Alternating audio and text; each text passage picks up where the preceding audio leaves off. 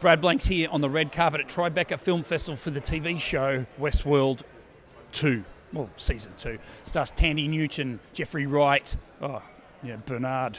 Yeah, we've got Evan Rachel Wood, Delores. This show freaks me out. My head spins when I watch it. Direct from New York City, it's Brad Blanks.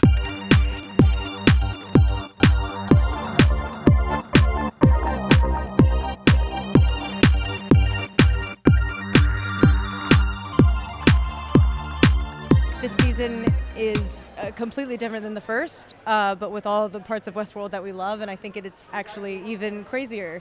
Really? Yeah. Crazier than last season? 100%. What are the motives, though? From what can you give us? How will it kick off in the first year? With revolution, with the uprising, with the reckoning.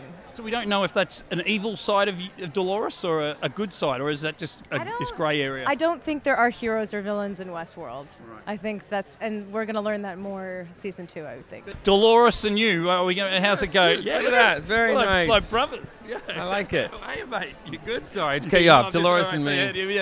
How are you going? How's this kick off for you, your guy?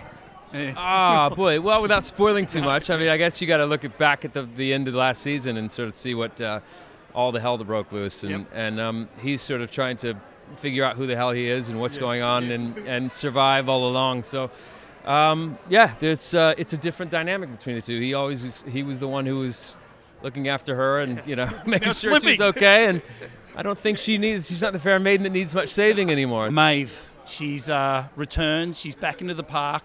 She has that note at the end of the last season, Park 1, where your daughter is. You know it well. Yeah. Where's she going? What's she doing? She doesn't know where she's going. That's the point. She's going back into the fray, a place where she did everything in her power to escape. And I think that, the instinct that she has to return is her first conscious thought, which is exciting, but it launches her into a place where, look, she's got nothing to lose. No. If she leaves the park, she's a robot in God knows what world is out there. Right. She certainly doesn't like human beings. Let's face it. Right. What about when you found out you were a robot last season? That moment, as an actor, when you had to nail that. Yeah. When you found out, was that tough to pull off? Well, it makes it easier when you're working with Anthony Hopkins because you got a lot to play with there, and also with Cisa Knudsen, we've got such a great cast, and the writing is so wonderful and new and inventive and ambitious. So we've got a lot of tools to play with. So all of those little details, all of the reveals are just more cherries on the cake for us. Why do we like these robots? Why do we have empathy for them? Why do you think, from the creator's point of view? Is that what you want the viewers to have? Very much. And we spent a lot of the first season trying to build as much empathy for the host as possible. In part because they don't understand the true nature of their world. In part because they've been used and abused, which I think is something that a lot of people can relate to. It's sadly a story that's relevant to almost any moment you can think of in human history.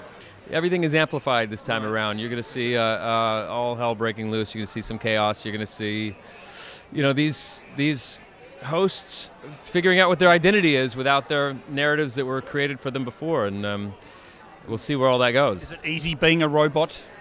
No, especially when you're an oppressed robot and you're beaten and shot a million times. But it'll be an interesting. The power dynamic is turned upside down. It's shifted, and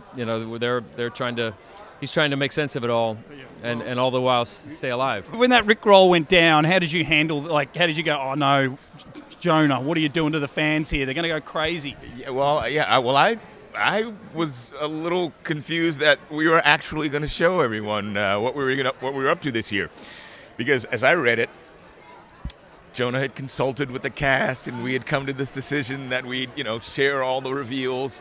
And I was like to myself, Jonah, I don't recall having that conversation. And then I got an email a few minutes later saying that he had something else up his sleeve, as he always does. How have they handled it so far, the Rickroll?